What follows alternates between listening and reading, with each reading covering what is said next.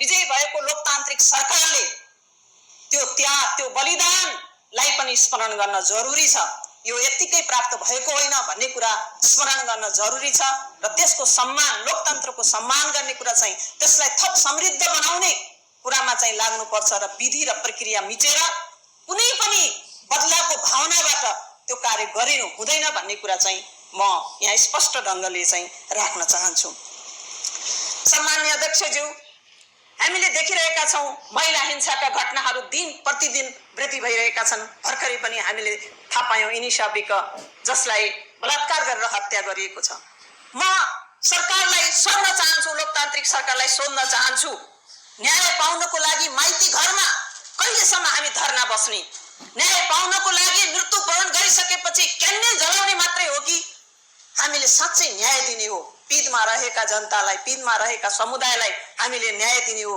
यो कुरा पनि यो लोकतान्त्रिक सरकारले हेक्का राखोस्, सोचोस् भन्ने कुरा चाहिँ अनुरोध गर्न चाहन्छु। अहिले हामीले देखिरहेका छौं साइबर बुलिङ यति धेरै छ महिलाहरूलाई चाहिँ, महिलाले त केही लेख्नै हुँदैन, महिलाहरूले त केही बोल्नै हुँदैन, यति धेरै चाहिँ साइबर बुलिङ गरेको छ। अहिले देखिरहेका छौं एकजना सानो बहिनी अमिशा पराजुली जसमाथि त्यो यति धेरै बुलिङ गरेको छ कि यदि सामान्य खालको मान्छे हो भने त त्यसले आत्महत्या गर्न त्यो बाध्य हुन्छ। उसले चाहिँ निडर भएर निष्फिक्र भएर आफ्नो व्यक्तित्व विकास गर्न सक्दैन। म प्रश्न गर्न चाहन्छु लोकतान्त्रिक सरकारलाई, साइबर ब्युरो स्वतः सक्रिय हुनु पर्दैन? निवेदन दिएन जानुपर्ने किन त्यो परिस्थिति छ? यस्ता कुराहरूलाई त लोकतान्त्रिक सरकारले रोक्नु पर्ने हो, प्रतिबन्ध गर्न सक्नु पर्ने, गलत मान्छेलाई चाहिँ सजायको भागीदार बनाउनको लागि छानबिन गर्नुपर्ने हो जस्तो चाहिँ मलाई चाहिँ लाग्दछ।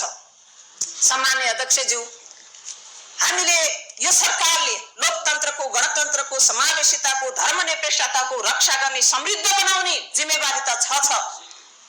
त्यस सँगसँगै नेपाली जनताको चाहना अनुसार नेपाललाई समृद्धिको बाटोमा डोर्याउनु पर्ने आवश्यकता छ।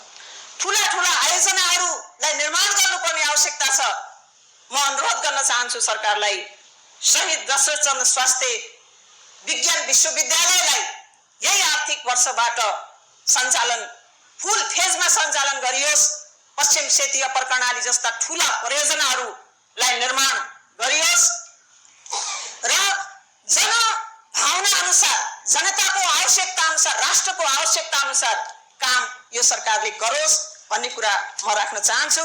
र म अन्तिममा के अनुरोध गर्न चाहन्छु भने फेरि पनि म अनुरोध गर्न चाहन्छु कि संस्थागत र प्रणालीगत पद्धतिलाई सुधार अवश्य गर्नुपर्छ, तर त्यो गर्ने नाउँमा कसैलाई बदला लिने गरी, कसैलाई नामेट बनाउने गरी कुनै पनि काम राज्यले गर्नु हुँदैन।